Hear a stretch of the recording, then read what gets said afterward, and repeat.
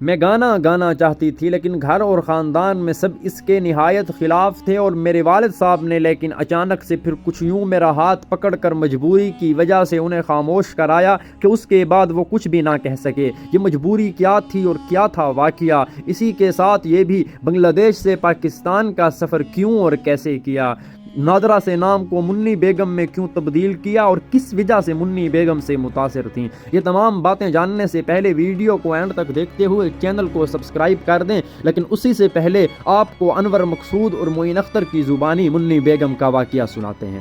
معروف کامیڈین معین اختر ہمیشہ منی بیگم کی موجودگی میں یہ بات سنایا کرتے کہ جب منی بیگم کو خیبر پختونخوا کے ایک خٹک قبیلے میں پرفارمنس کے لیے لے جایا گیا، وہاں کے لوگوں کو چونکہ غزل مزل سے کوئی دلچسپی نہیں تھی، وہ تو بلند و آواز سے پشتو گانوں کے عادی اور شوقین تھے، تو وہاں پر جب منی بیگم کو پرفارمنس کے لیے لے جایا گیا تو وہاں پر منی بیگم نے اپنی غزلیں سنائی تو مجمع تھوڑا اکتا سا گیا۔ پہلے پہل تو وہ برداشت کرتے رہے، لیکن اسی کے بعد جب پانی سر سے اونچا ہونے لگا تو ایک خٹک نے اپنے شلوار سے پستول نکالا اور سٹیج کی جانب پہنچ گیا۔ سٹیج کی جانب پہنچنے کے بعد جب انہوں نے پستول منی بیگم کو دکھایا تو وہ بیچاری ڈر گئیں اور انہوں نے چھپنے کی کوشش کی، تو اس پر وہ گویا خٹک سب بولنے لگے کہ آپ نہ ڈریں، آپ تو ہماری بہن ہیں، ہم آپ کو تو کچھ نہیں کہتے، لیکن ہم تو اس شخص کو ڈھونڈ رہے ہیں جو آپ کو یہاں پر لے آیا ہے۔ اس پر منی بیگم سمیت پورا مجمع کہکہوں سے اٹھ جاتا۔ اسی کے بعد اگر ناظرین و سامعین بات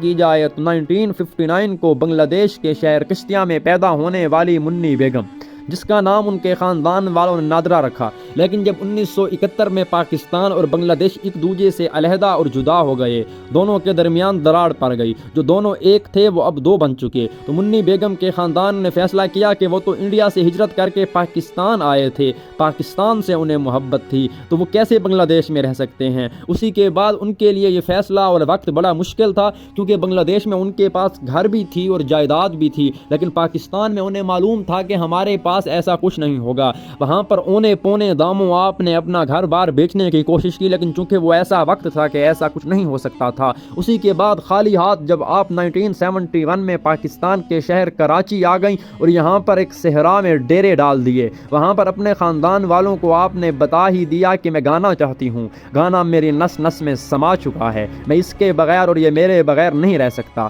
تو خاندان والوں نے لان تان کرتے ہوئے سخت برا بھلا کہا کہ اب تم بھی گانا گاؤ گی، کیونکہ یہ وہ وقت تھا جب پاکستان میوزک انڈسٹری میں خواتین تھوڑی بہت موجود تھیں، لیکن کوئی ایسی خاتون نہیں تھی جو خاندانی بھی ہو اور گانا بھی گاتی ہو۔ تو چونکہ منی بیگم ایک خاندانی اور بڑے اعلیٰ پائے کے گھرانے کی لڑکی تھی، تو اس کے خاندان والوں کی جانب سے ان مشکلات کا سامنے آنا بنتا تھا۔ اسی کے بعد ناظرین و سامعین اگر بات کی جائے تو جب منی بیگم کے گھر والوں نے یہ بات سنی تو انہوں نے اسے ڈانٹ دیا، لیکن آخر کار ان کے والد صاحب سخت بیمار ہو گئے، انہیں کینسر کے مرض نے آ لیا۔ والد صاحب گانا بجانا جانتے بھی تھے اور چاہتے بھی تھے کہ وہ گانا بجانا کریں، تو اسی کے بعد انہوں نے آپ کو بٹھایا اور کہا تیرا کوئی بڑا بھائی نہیں ہے، میں تمہیں یہ گانا اس لیے سکھاؤں گا اور بتاؤں گا کہ تم میوزک ٹیچر بن کر اپنے خاندان کا پیٹ پالو، پھر اپنے چھوٹے بہن بھائیوں کے لیے اعلیٰ سے اعلیٰ تعلیم حاصل کی کوشش کرو۔ تو اس بات نے منی بیگم کو بہت خوش کر دیا اور اس نے نہایت ہی چابکدستی اور محنت و لگن سے والد صاحب سے سیکھنا بھی شروع کر دیا۔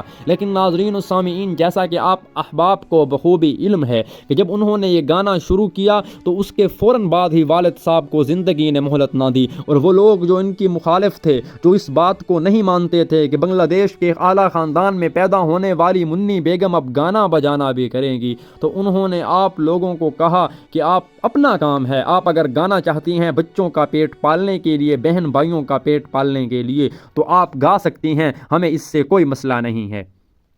بس پھر اسی کے بعد ناظرین و سامعین منی بیگم کی اڑان کو کچھ یوں پر لگے کہ انہوں نے کہاں پر بھی ٹھہرنے کا نام نہ لیا، لیکن آخر کار جب آپ کی پھر 1981 میں شادی ہو گئی، شادی آپ کی محبت کی تھی، لیکن وہ محبت کی شادی 3 بچوں کے بعد طلاق پر اختتام پذیر ہو گئی، اور آپ کے ماتھے پر طلاق کے کالک کے ساتھ ساتھ 3 بچوں کو بھی آپ کے لیے چھوڑ گئی۔ اسی کے بعد ناظرین و سامعین اگر بات کی جائے منی بیگم کے نام کی، آپ کا نام تو نادرہ تھا۔ منی بیگم آپ سابقہ بنگال کے کردار میر جعفر کی بیگم منی بیگم سے متاثر تھیں۔ اگرچہ میر جعفر کا کردار بہت غلط تھا لیکن اس کی بیگم کے کردار سے آپ متاثر تھیں، اسی لیے آپ نے اپنا نام بھی اسی کی محبت میں منی بیگم رکھ دیا، اور پھر بلا شبہ منی بیگم کا نام اسی حوالے سے بھی امر ہو گیا کہ یہ بڑے اچھے اچھے اور پیارے پیارے گانے گاتی ہے۔ لیکن اسی کے بعد ناظرین و سامعین آخری بڑا ہی رونگٹے کھڑے کر دینے والا واقعہ ہے کہ منی بیگم کو جب